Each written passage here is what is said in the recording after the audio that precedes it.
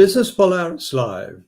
I'm your host, Sarwar KASHMERI, welcoming our readers, viewers from around the world to this series of programs on the U.S.-China relationship. The program is brought to you in conjunction with the Foreign Policy Association of New York. I have great pleasure today in introducing Dr. Juita MOHAMAD, who is a fellow in the Economics, Trade, and Regional Integration Division of the Institute for Strategic and International Studies in Malaysia. She has worked on the Asia desk at OECD in Paris, at ISIS Malaysia, the Asian Development Bank Institute, and Waseda University in Tokyo, Japan. She holds a PhD in International Studies from Waseda University, Japan. Her research is focused on the impact of trade liberalization on wage inequality between skilled and unskilled workers in Malaysia. She obtained a master's degree in economics from Shiga University, Japan, and her bachelor's degree in business administration from UKM. Her research interests include trade, regional integration, protectionism, wage inequality, and the informal sector. So please allow me to bring on stage Dr. Juita MOHAMAD. Good morning, Dr. MOHAMAD. Good morning. Or shall I say assalamu alaikum? Wa alaikum salam. I understand it's nice and warm there. It is quite warm here in Malaysia. It's always warm there, right? We do have the rainy season. Of course. When it's a bit cooler, but it's a bit humid today, yes. Okay. Well, listen, as I was getting ready for this interview, this alert came over from Washington, D.C. The Senate Republicans and Democrats have joined together to support an injection of almost $250 billion into scientific research and developments, specifically to bolster U.S. competitiveness against China.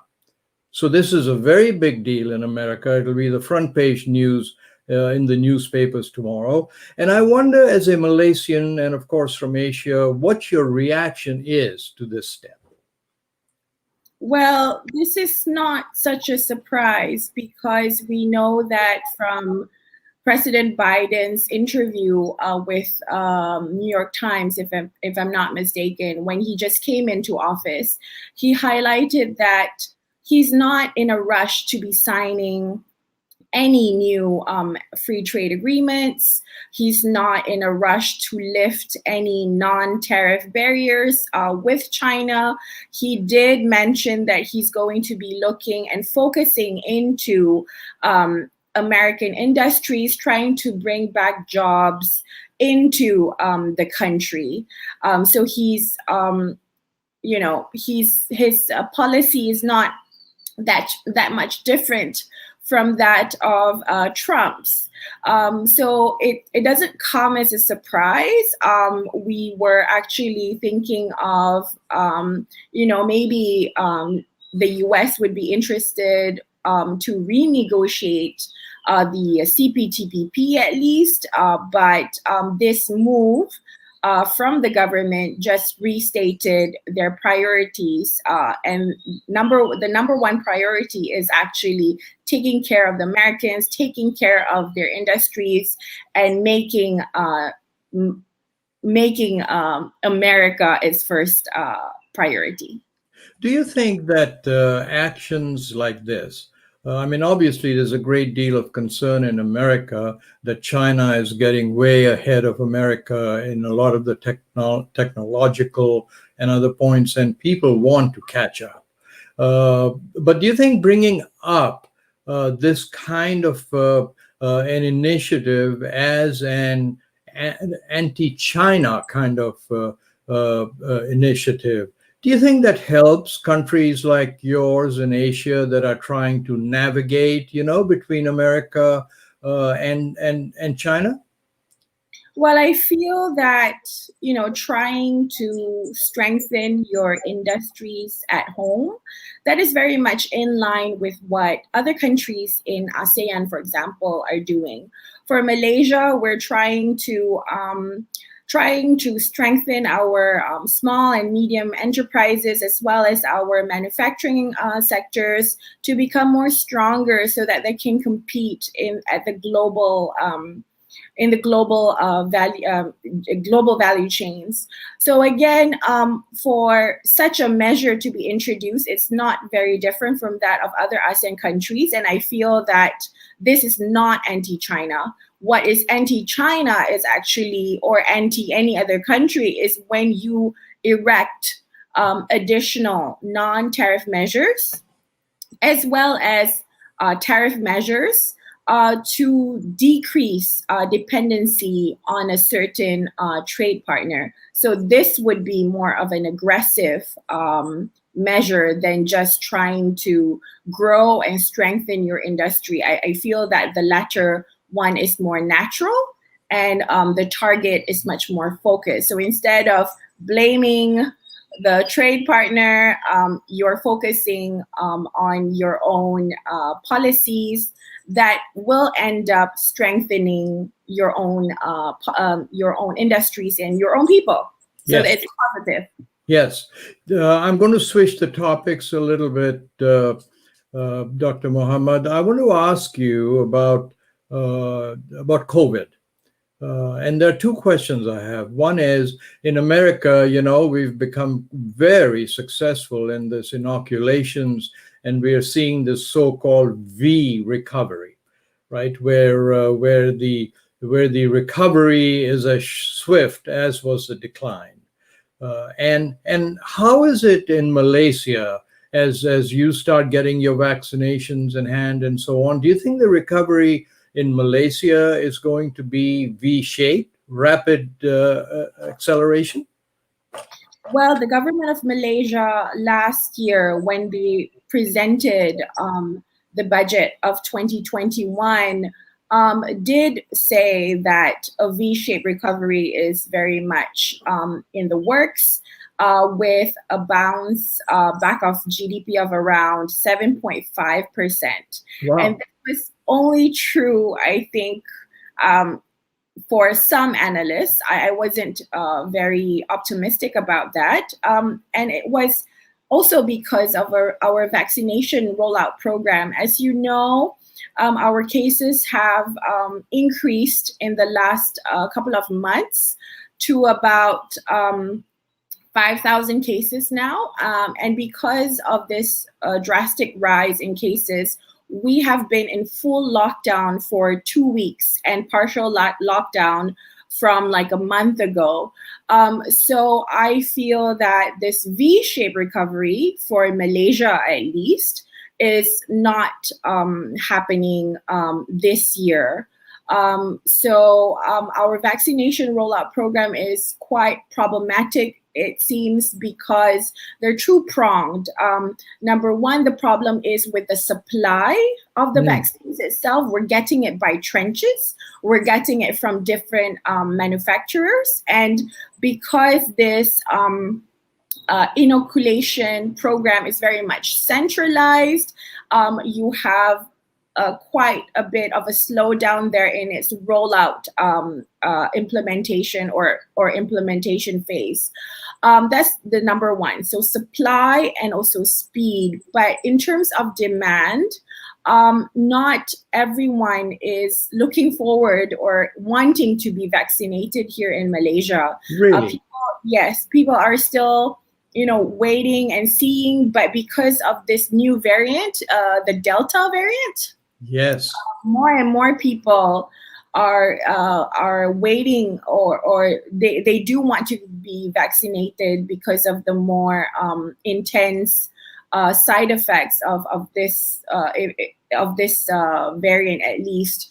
So the government notices that there's now like a high demand for certain parts of the country to be vaccinated. So they're trying to decentralize its efforts, and they're putting out vaccination centers, not just in local hospitals or local community halls, but they're also trying to work with the private sector, with the private hospitals, so that the rollout program can be faster. And they said that by the end of August, they do have a concrete target, but on the ground, people are not showing up for Wow. Yes, people are not showing up, and some people are on standby, so that we don't have the vaccine go to waste.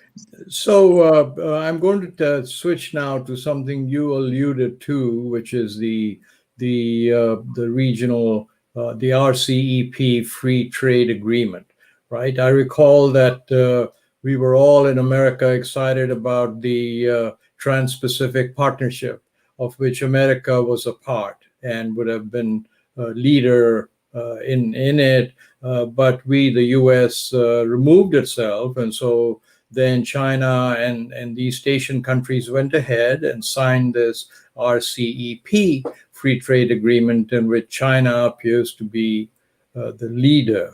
Do you think it was a mistake for America to withdraw? And as a member of RCEP, would you like to see America come in? So that's one part of the question. I mean, this is a big deal, right? 30% of the world's GDP, 30% of the world's population. But can America, so that's the first part of the question. Would you like to see America come back? But then please tell our viewers, if China in place, is that even possible now? Those are very good but very difficult questions. So coming back to TPP, the original TPP, Malaysia as a small open economy, we were very excited to have the US to be a part of it. We were at the negotiating table for around 7 years, and we were, tabling the new laws to be adjusted, trying to get a buy-in from the people and from the parliament to sign on, not just sign on, but to ratify the TPP. So at that time, during Obama's administration, the US was very much in the driver's seat, trying to get this off the ground before Obama's time at office was up.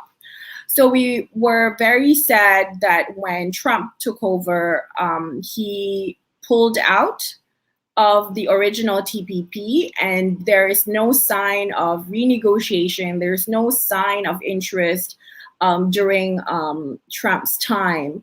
So we, again, as a small open economy, we know that trade is very much an integral part of our economic growth, and without trade, Malaysia cannot grow. So we've been in the past very, very active in being in many different free trade agreements, bilateral agreements, and at that time, RCEP was actually also being, negotiated. And when CPTPP or TPP, didn't include the US, we were still very, very very interested to become a member of the RCEP, even though the RCEP agreement is very, very much diluted to that of the CPTPP and also the TPP, the original TPP. Right.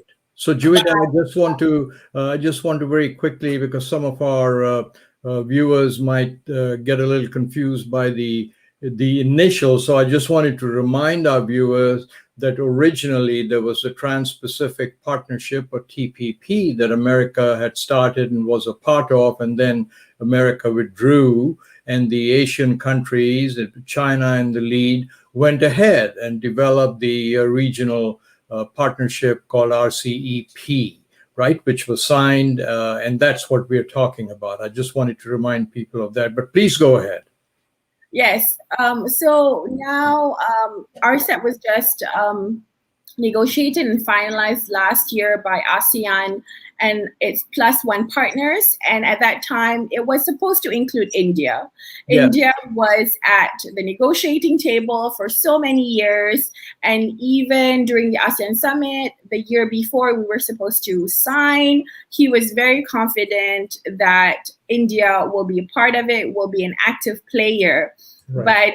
But things happened when he went back, and at all levels of society. And for me as a researcher, this was very interesting. When I went to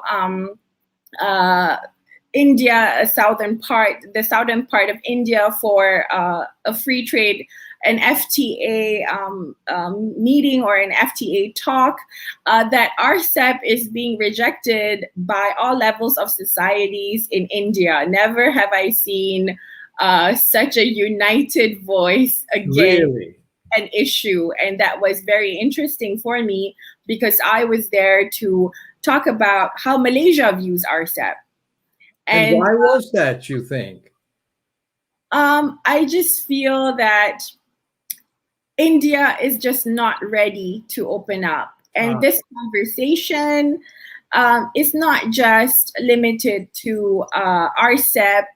As a member of APEC, all members of APEC, we know that India is unwilling or is not ready to open up, even though it has great potential for attracting foreign direct investments because of its ample labor force and its ample resources on the ground. But again, India is just not ready to open up, and no amount of negotiating or renegotiating will ever change its stance, unfortunately. But again, RCEP members are willing to wait it out, but it's not going to unsign the RCEP just to wait for India. So they were very clear about that. Okay. Well, do you think that when you say India is not opening up, right?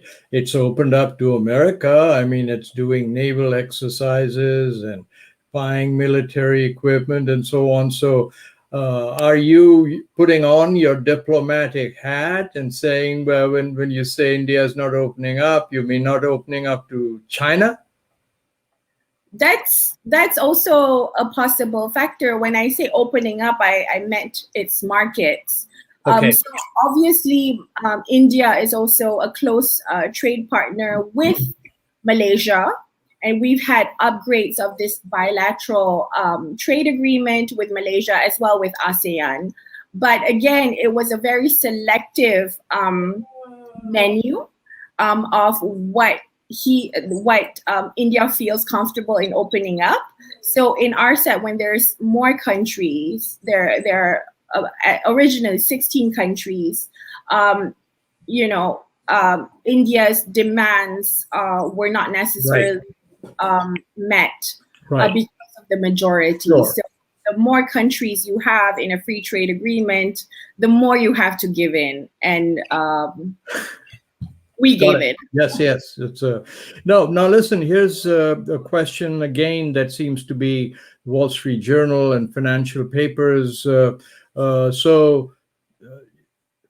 the U.S. dollar is the currency of world trade, right? 80% or more of world trade is done, and China, even though it's such a growing economy, is only about 4%, less than Canada, which is much smaller than that. Do you think that these trade groupings, especially the RCEP, Free Trade Agreement that you've been talking about, do you think this will increase the role of the Yuan, the Chinese currency, in world trade? Because I would think that China would want to do that to get more leverage. What do you think?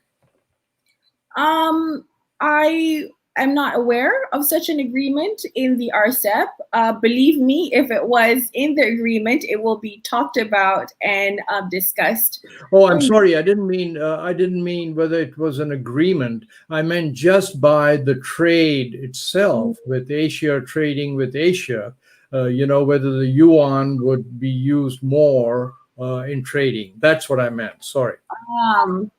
I'm not really sure about that because for all of the RCEP countries, not necessarily China, the USD is still the currency for trade.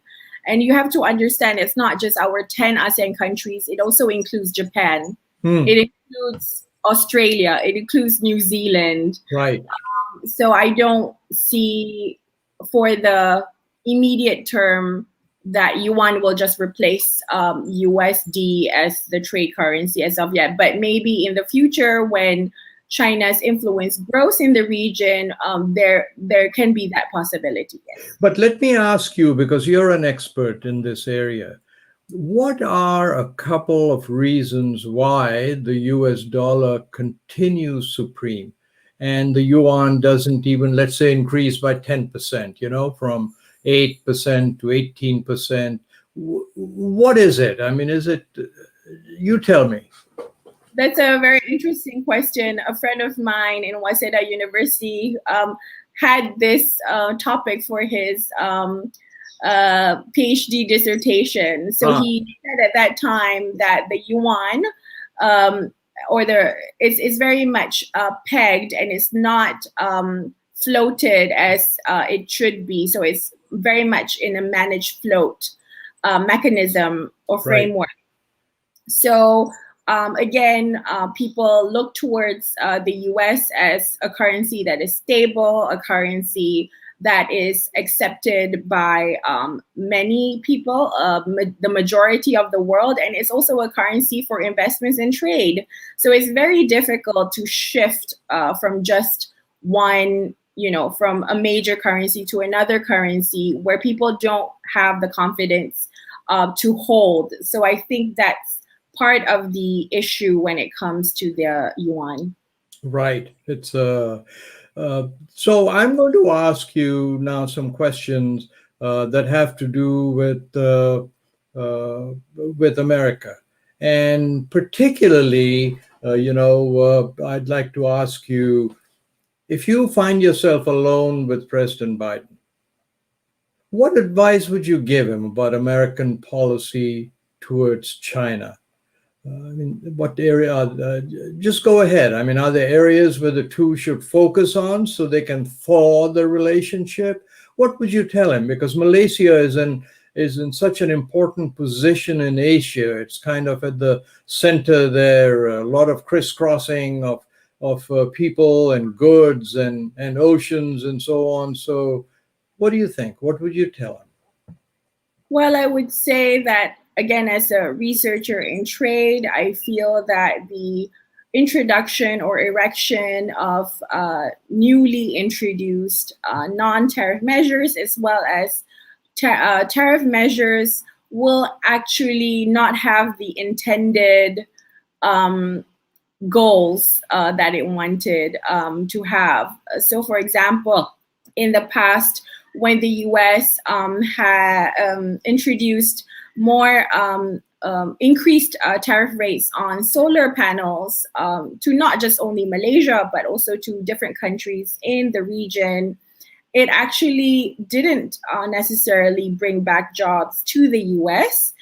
It brought back investments into the solar panel industries, which is focused only on a few major players.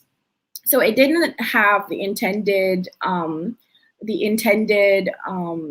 power or the intended goals of bringing back jobs, but it actually backfired for a bit. So the introduction of non-tariff measures again, or tariff rates will actually introduce or strengthen more trade tensions, which is very unhealthy for a global, for the global economy. So I understand where President Biden is coming from in terms of China.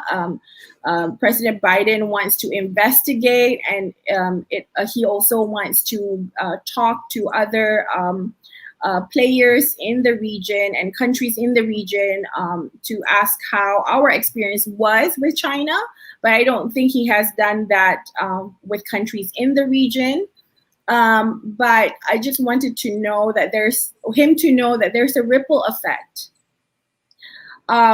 especially for a Ripple major effect, ripple effect when one has tariffs and other trade barriers of that kind. And yes, ripple effect meaning what? That other countries in the area also suffer? not just the country, the whole world. Ah, So when there's trade tension or trade wars between, U.S. And China, or China with Australia, the impact reverberates for other countries that are very open to trade. So his actions when it comes to trade wars is not just localized to China. Unfortunately, it does impact smaller countries, especially smaller countries in the region, like Malaysia. okay. So as we get towards the closing few minutes, you've also spent time in Europe. You understand the OECD and China and the EU are in the process of doing this investment treaty, right? So let's assume that this treaty goes ahead. Will this benefit countries also like Malaysia and other countries if there is this inward investment and ability to invest majority shares and so on? Can you talk a little bit about that?